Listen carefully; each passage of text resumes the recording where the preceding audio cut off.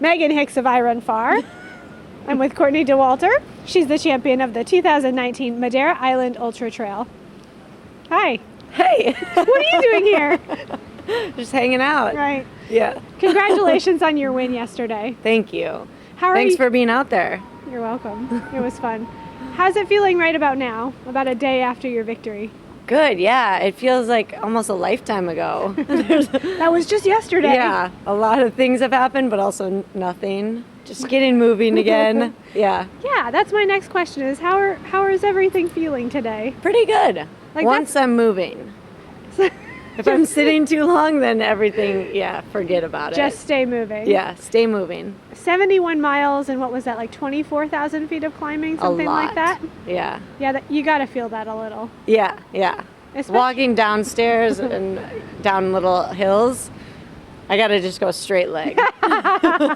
some peg leg travel today. Yeah. Yeah, but I think you're moving pretty well overall. I saw you take those steps to go up to the award ceremony like a champ. Thank you. Like the champ that I was you are. Pull it together. Must complete stairs. All right. So how did yesterday's race go for you? Let's talk about first the night start, like firing off from that town at midnight and up into the hills. Yeah, that was cool. I kind of like the midnight start. Do you? Yeah, it was fun. It was like, I don't know. Everything was a mystery then, the whole first part, and you're just kind of living in this, bubble of light and kind of getting a feel for the trails. But then when the sun rises, you're like, I was just blown away by, this is what we've been doing this whole time. That's so cool. I didn't know. Yeah. And then we had great weather. So the views were, we got way up high and could see in every direction. So it was cool. On that highest traverse between the two 1,800 meter peaks, you were actually above the clouds, and it was like an ocean of clouds below you. So cool. Yeah. I was noticing that, but I wasn't like running a super technical trail. Like, could you, appreciate the view a little bit? Yeah, I had to consciously, stop or slow so that I could appreciate the view. Because I did try a few times to appreciate it while running, and that didn't go well. I feel like a lot of people appreciated the view a little too much while running yesterday. Yeah. There was a lot of bloodshed. Blood and bruises at the finish line. Yeah. Everybody left a piece of themselves out on the trail. I feel like it's required. So after about 5 kilometers in the race, is that when because at the bridge crossing at 5.5K, Mimi was actually leading the race, but then the next checkpoint, you were in the lead by a couple minutes. When did you take basically the ultimate lead there? Yeah, basically when that first big hill came. So you do the little up, little down for the first 5K, and then it starts in on the long grind. And there is when I did, but I thought I would see everyone again because all the women were way stronger on downhills. So I was like, well, my climbing legs feel good, so let's take advantage of that. Okay. And then they'll just, keep catching up on the downhills. Yeah, it was interesting because I felt like it was kind of the first couple big climbs and descents. It was a bit of like an accordion. You would stretch it out on the climbing and sort of the flatter stuff up high for a little bit, and then they would draw things back in on the downhill. I felt like, so I didn't have a strategy going in, but that first, surprising. No, I'm not at all surprised. That first 5K, you get a little uphill and then the little downhill. And during that first 5K, I was like, all right, the climbing legs are there. The descending, I'm losing these women, but huge amounts in short amount of time. And that wasn't even a very technical downhill. The very baby first one. Yeah. Okay. So I was like, after that, I'm like, okay, I can group up with them on the uphills, but get left in the dust every single downhill. Or I could play the front side of it and then let them catch me on downhills. Got it. Just because they're way faster. So I decided to go that route. And so that's what happened for the first, I think it was 2 major climbs and descents, was that they got pretty close to you again, coming down the first one, and then you stretched it out on the second long climb. And then did they actually see you again at the bottom of the second one, or did they not catch you there? I never then actually saw them. They might have been able to see me. I think that they drew it back in, but it was only 2 minutes at the bottom of the second descent. Yeah, I kept expecting them. You're like, anytime they'll be there. Yeah. And then after that, either you sort of figured out the descending, or That wasn't it. Okay. Or their downhill pace on the next descents slowed after that, because then you were just picking up minutes on everything. Yeah, I'm not sure. Then after a couple of those, they hadn't caught me yet, so I was like, okay, what if like you can make it to the high point without them catching you at all? Like maybe then you have a chance to hang on, because the end of this race is fairly like it's downhill. And so knowing, what was back there, I was like, I got to have a gap. A big gap. Yeah, if I want to hold on for the last, 15K or whatever the last downhill is. Yeah, so then I was trying to like buy as many minutes as I could. Now, I feel like about 20 people asked me before the race, well, how is Courtney going to do on the super technical stuff? And I was on Pico Arrero, which is the sort of the end of that super technical high traverse. And I could kind of see you coming to where I was for, I don't know, over a half mile before you got there. And it looked like it was a game to you. You were like dancing around these rocks and running down these stairs. Are you sure that was the same person? It was definitely you. Were you were you having fun? Like, to me, it looked like you were kind of playing a game. I was having a lot of fun out there. The course was so cool, but it was hard. Yeah, so the best kind of game. On the long descent from Pico Arrero, you go all the way down to Rio. What is it? I forget what it's called.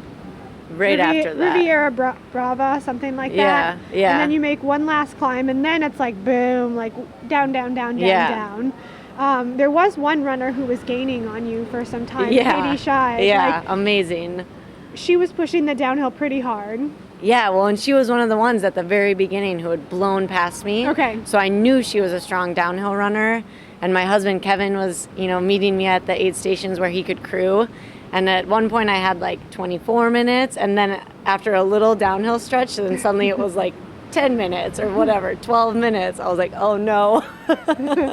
And so did knowing that just light a fire in your pants to push it as hard as you could, or what was happening then? Yeah, it was like, we're at least going to try, you know? We're. Yeah. We? Who's we? These legs. Okay. Yeah. You have to try. So I wasn't going to go down without like giving it everything I had. But in the last 10 miles, I just assumed she was, 100 meters back. And there were no openings really where you could get a good glimpse to see until the very end, where it's like, 300 meters maybe from the finish. And then I could look and see up this hill and she wasn't there. And I was like, okay, I don't have to make my heart explode the today. Ghost of Katie Scheid was definitely chasing you in the last kilometers. Oh, yeah, for sure. Right on. How did it feel to cross the finish line? You're just winning so many races these days that winning, has it start to become a usual thing? What are the feelings that go through your head when you cross the finish line? It was cool. It was cool to be here and explore a brand new place. To have my husband along, to be a part of it all and crew and just enjoy this island together. And the community here was really great. The volunteers and aid stations and all the little towns just full of people cheering. It was really cool. So it was fun to finish, on this beach in this beautiful, little village on an island. That's crazy. It is crazy. It's so cool. Do you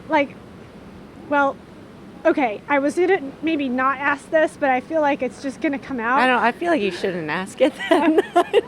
Did you hear Tina Turner playing when you crossed the finish line? No. Tina Turner was playing. What song? That one is you were the best. No. You were better than all the rest. It's like a love song. Did they play that for Francois too? No. No, that was definitely for you. Just how do you feel about Tina Turner? I wish I gotta try and go back to that moment. I wish I had noticed it playing. Well, there's a live stream that you can replay the whole thing if you like. Yeah. I should have danced my way down. I was laughing really, really hard, but I wish I had heard it. Like cultural mismatches. But Tina Turner's pretty awesome. Yeah, I appreciate the music for sure. You have a little bit of downtime here on the island. What are you going to do now that you can actually put your feet up and Yeah, I'm enjoy? going to do just that. Okay. Yeah. Try some of the local fairs, go explore a little bit, probably by car more than by foot.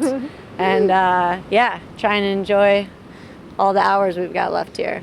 Eat a little seafood, which might have been a little risky before the race. Yeah. Now it's anything goes. Anything goes.